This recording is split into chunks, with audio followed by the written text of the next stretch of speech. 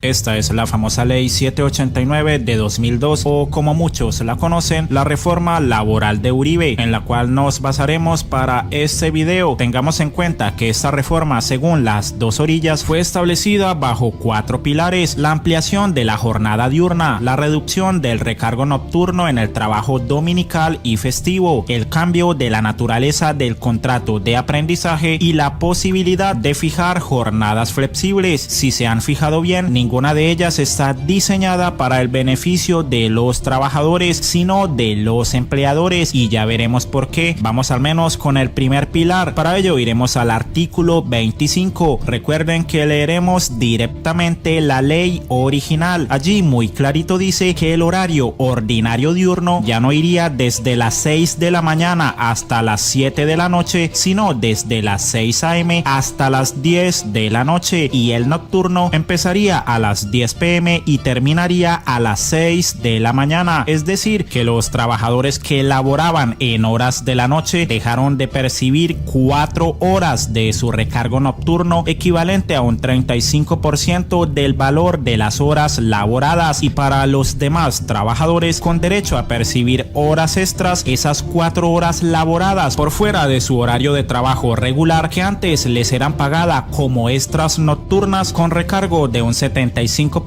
empezaron a registrarse como diurnas y liquidadas con recargo del 25%. Quien terminó ganando fue el empleador, pero significó un gran sacrificio en el sueldo de los trabajadores colombianos. Este señor también redujo el trabajo dominical y festivo, pues antes se pagaba con un excedente del 100% sobre el valor de la hora ordinaria de trabajo y se daba un día compensatorio. Sin embargo, leamos juntos: el trabajo en domingo y festivos se remunerará con un recargo del 75% sobre el salario ordinario en proporción a las horas laboradas. Sí, los trabajadores dejaron de percibir un 25% en este concepto. Y ojo, porque este es solo uno de los pilares. Miremos el contrato de aprendizaje contemplado en el artículo 30. Allí el aprendiz perdió todas aquellas prebendas que gozaba cuando ostentaba calidad de trabajador, deteriorando gradualmente su nivel de ingresos. Leamos claramente: durante la vigencia de la relación, el aprendiz recibirá de la empresa un apoyo de sostenimiento mensual que sea como mínimo en la fase lectiva el equivalente al 50% de un salario mínimo mensual vigente, y durante la fase práctica del 75%. Y hasta allí solo revisamos 2 elementos, pero solo con estos se puede determinar que la reforma afectó negativamente el ingreso de las familias y sus niveles de consumo. Se redujo a una simple distribución de ingreso, agudizando la concentración del ingreso y la riqueza, pues lo que dejó de recibir el trabajador fue mucho más beneficioso para el empresario, ya que sus costos disminuyeron, pero no fue la base para generar mayor empleo, ya que en la práctica el sacrificio fue el ingreso del trabajador, pero las cifras de empleabilidad, que era lo que supuestamente buscaba el gobierno Uribe, no aumentaron. Es más, la misma Comisión de Seguimiento de la Ley afirmó que el estimativo del impacto de estas medidas en la generación y calidad del empleo es difícil de obtener por la poca disponibilidad de información y métodos estadísticos. En pocas palabras, ese gobierno no tenía ni idea de cómo medir los resultados de su reforma, ni qué se pretendía exactamente con ella.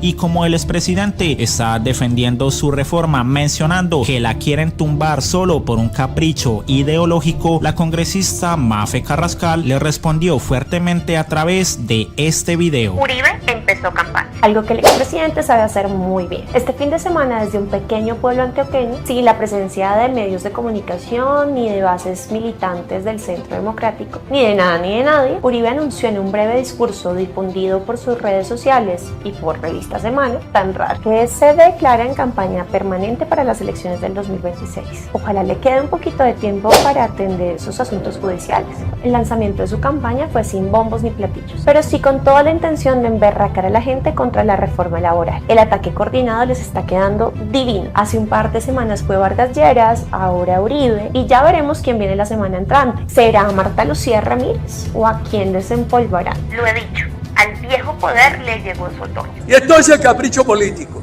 Acaben esas leyes de Uribe. Acaben la ley 789, que bastante beneficio le trajo a Colombia. Expresidente, el modelo laboral y productivo que se afianzó en su gobierno y profundizaron los gobiernos siguientes no benefició al país, como usted tímida y rápidamente lo dice en su discurso. Al contrario, por lo menos 5 estudios académicos serios, uno de ellos de quien fuera su subdirector de planeación en su primer gobierno, sostiene que la ley 789 del 2002, con la que usted le quitó derechos e ingresos a las familias trabajadoras y sumió al país en una improductividad estructural, no cumplió las promesas que le hizo al país, ni las de generar empleo, ni las de hacernos más productivos, ni mucho menos las de formalización. Su modelo laboral y productivo fue un rotundo fracaso. Ese huevito corre peligro. Dice estar preocupado por lo que ya aprobamos en el debate en la plenaria en Cámara, como lo relacionado con los recargos. En Colombia hoy, el recargo nocturno, decía la niña que tiene la pizzería aquí, hoy tiene que pagar recargo nocturno entre las 9 de la noche y las 6 de la mañana. Ella paga 3 horas, entre las 9 de la noche y las 12 de la noche. Pero ella dice que no aguanta pagando recargo nocturno desde las 7 de la noche, como propone la reforma. Entonces, veamos la comparación. Pongan cuidado en esto. Hoy Colombia tiene 9 horas de recargo nocturno, entre las 9 de la noche y las 6 de la mañana, pero quedaría con 11 de aprobarse esta reforma.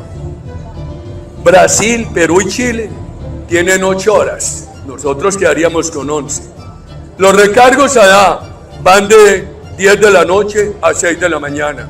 Aquí quedarían de 7 de la noche a 6 de la mañana. Aquí es importante hacer varias precisiones que usted decide omitir. En primer lugar, en Colombia el pago del recargo nocturno desde las 6 p.m. no es una invención de Petro. Estuvo garantizado desde 1950 con el decreto 2663 del gobierno conservador de Mariano Espino y estuvo vigente sin que exista evidencia de que las empresas se quebraran por ese motivo. Hasta el 2002, cuando usted recortó las horas de la jornada nocturna de 12 a 8. La propuesta original de nuestra reforma laboral era recuperar las 12 horas. Pero ¿sabe qué pasó? Como resultado de los diferentes espacios de concertación con los gremios y los partidos políticos, se acordó que fuera desde las 7 de la noche. Bueno, no con todos los partidos políticos. Cambio Radical y su partido, el Centro Democrático, como partidos de oposición, decidieron no participar. Este es un acuerdo como tantos otros que hemos aprobado hasta el momento, con el que ganamos todos. Ganan los y las trabajadoras porque recuperan 2 horas del pago de jornada nocturna. Y ganan los empleadores, ya que si el recargo empezara a las 7 de la noche como se ha acordado, no tendrían que pagarlo entre las 6 y las 7, que es la hora en la que más trabajadores y trabajadoras hay ejerciendo labores. Por tanto, la hora que más le costaría a los empleadores. En segundo lugar, también es un desacierto, expresidente, hacer comparaciones tan alegres entre la jornada nocturna en Colombia y otros países de la región, sobre todo si tienen estaciones, sin tener en cuenta factores geográficos que inciden directamente en el trabajo. Colombia, al ser un país tropical y cruzado por la línea ecuatorial, tiene una puesta de sol que empieza sobre las 6 de la tarde en casi todo el país. Que la jornada laboral nocturna inicie a las 7 de la noche es un acto de justicia que reconoce el deterioro biológico que sufren nuestros cuerpos por esta característica. Como también es justo reconocer el tiempo que los y las trabajadoras dejan de pasar con sus familias por trabajar en las noches. Además, expresidente, ¿por qué compararnos por lo bajo? Que algunos de nuestros vecinos se rajen en derechos laborales nos da licencia a nosotros para hacerlo mal. Otra pregunta, amigo. Ahora dice usted, expresidente, que también es un problema el pago del 100% por trabajar en días de descanso, los famosos dominicales y festivos. Aunque también dice que no se opone a los festivos, que fue usted quien propuso la semana de receso. Obviamente lo hizo para beneficiar al sector turismo y no está mal. Colombia es uno de los países con más días festivos. Yo eso lo apoyo. Apoyamos con mucho gusto lo que fue la ley Emiliani, que creó los puentes festivos. Muchos días de fiesta se llevaron a los lunes. Nosotros estamos de acuerdo con eso. También nosotros creamos esta semana de receso que ahora se está disfrutando. Lo que está mal y va a confundir a su electorado, ahora que está en campaña permanente, es ese giro de 180 grados. ¿Qué pasó con eso de que los y las trabajadoras somos unos perezosos? A Colombia la está matando la pereza.